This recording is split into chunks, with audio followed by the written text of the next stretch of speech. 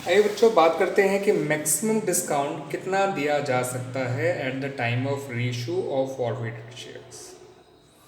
तो ये तो हमने बताया था आपको कि फॉरवर्डेड शेयर पार पे भी रीइशू किए जा सकते हैं, प्रीमियम पे भी रीइशू किए जा सकते हैं और डिस्काउंट पे भी रीइशू किए जा सकते हैं। तो जो डिस्काउंट पे अगर वो रीइशू किए जा सकते हैं तो मैक्सिमम कितना डिस्काउंट दे सकती है company on the reissue of these shares. ठीक है बच्चों, तो इन शेयर्स के रीइशू पर कंपनी मैक्सिमम डिस्काउंट कितना दे सकती है वो देख लीजिए। मैंने आपको बताया हुआ है, आपको सामने लिखा हुआ भी नज़र आ रहा होगा। Maximum discount that can be given reissue on reissue of forfeited share is equal to amount forfeited on these shares. इन शेयर्स पे आपको जितना पैसा मिला हुआ है आप मैक्सिमम डिस्काउंट उतना दे सकते हो। अगर 5 रुपये मिला हुआ है पर शेयर तो आप 5 रुपये पर शेयर का डिस्काउंट दे सकते हो। 8 रुपये मिला हुआ है तो 8 रुपये पर शेयर का भी डिस्काउंट दे सकते हो। 1 रुपये मिला हुआ है तो 1 रुपये पर शेयर का भी मैक्सिमम डिस्काउंट दे सकते हो। ठीक है, मैक्सिमम डिस्काउंट का मतलब जो ज़्यादा से ज़्यादा डिस्काउंट दिया जा सकता है, उससे कम भी दिया जा सकता है, बट एट मैक्स उतना ही दिया जा सकता है जितना अमाउंट आपने फॉरफिट कर रखा है इन शेयर्स पे। फॉरफिट किए हुए पैसे से ज़्यादा डिस्काउंट नहीं दे सकते, otherwise it will result in the loss for the company, जो कंपनी नहीं चाहेगी अपने लिए लॉस कराना। साथ ही साथ एक क्वेश्चन ये भी पूछा जाता है कि अगर मैक्सिमम डिस्काउंट का कोई अमाउंट है तो बताइए मिनिमम रीइशू प्राइस क्या होगा। तो जो भी आपने शेयर की पेड अप वैल्यू ली होगी उसमें से मैक्सिमम डिस्काउंट को हटा दीजिए तो आपका मिनिमम रीइशू प्राइस निकल आएगा। Minimum reissue price is equal to paid up value पर share at the time of reissue minus maximum discount that can be given on the reissue of forfeited share. इससे आपका minimum reissue price निकल आएगा।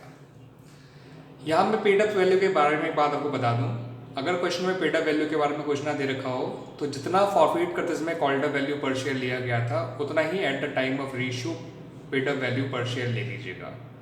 जब question कराऊंगा इस तरह के तो मैं आप लोगों को इसके बारे में और क्लियर प्रोवाइड कर दूंगा, क्लियर इन्फॉर्मेशन कि कब ऐसी चीज़ हो रही है जहाँ पर पेड अप वैल्यू नहीं दे रखा तो हमने इसको कॉल्ड अप वैल्यू को इक्वल कैसे लिया। फुली कॉल्ड, फुली पेड, इन दो टर्म्स के मीनिंग और जान लीजिए बच्चों।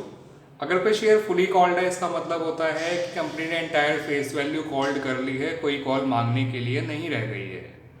फुली पेड का मतलब होता है कि कंपनी एंटायर फेस वैल्यू को रिसीव हुआ मान रही है।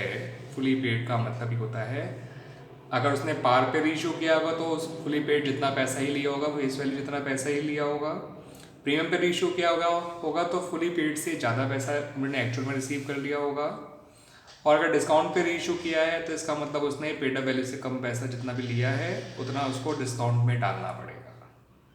ठीक है बच्चों, तो इस तरह से आपका ये समझ में आ गया बच्चों आप लोगों को ये किस तरह से करना है आपको।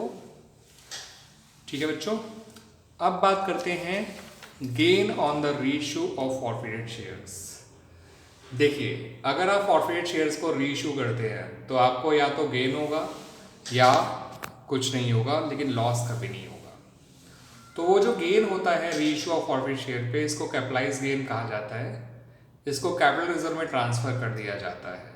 एंट्री होती है forfeited share account debit to capital reserve account. अब इस गेन की कैलकुलेशन कैसी की जाती है बच्चों वो समझिए। अगर आपने सारे फॉरफिट किए हुए शेयर्स रीइशू कर दिए हैं तो गेन निकालने का तरीका बड़ा ही आसान है। जितना भी आपने अमाउंट फॉरफिट किया है यानी फॉरफिचर अकाउंट में क्रेडिट किया होगा उसमें से जितना भी आपने डिस्काउंट दिया है at the time of reissue उसको माइनस कर दीजिएगा बच्चों, आपका गेन निकल आएगा।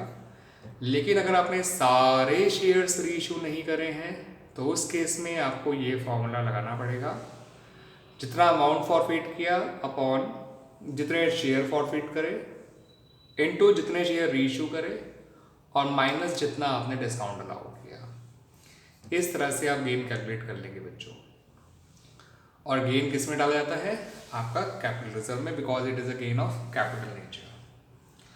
जो शेयर फॉरफिट हो जाते हैं मगर उनको रीइशू नहीं किया जाता उनका पैसा फॉरफिट शेयर अकाउंट में ही पड़ा रहता है बच्चों, जो एक क्रेडिट बैलेंस के तौर पर रहा करता है। इस पैसे को शेयर कैपिटल में ऐड भी करके दिखाया जाता है at the time of presentation of share capital in the balance sheet और while preparing the notes of accounts of the share capital in the balance sheet. ठीक है बच्चों, ध्यान रखिएगा बच्चों। तो इस तरह से मैंने आपको फॉरफीचर, रीइशू एंड गेन तीनों बातें बता दी हैं। इसको इन शॉर्ट में फर्जी काम बोलता हूँ। F से फॉरफीचर, R से रीइशू, G से गेन ऑन रीइशू।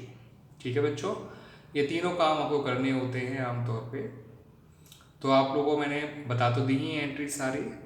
अब मैं कुछ क्वेश्चन डिस्कस करूँगा of the book T S Grewal edition 2020, ताकि आपको ये कंसेप्ट और भी क्लियर हो जाए। ठीक है बच्चों, थैंक यू।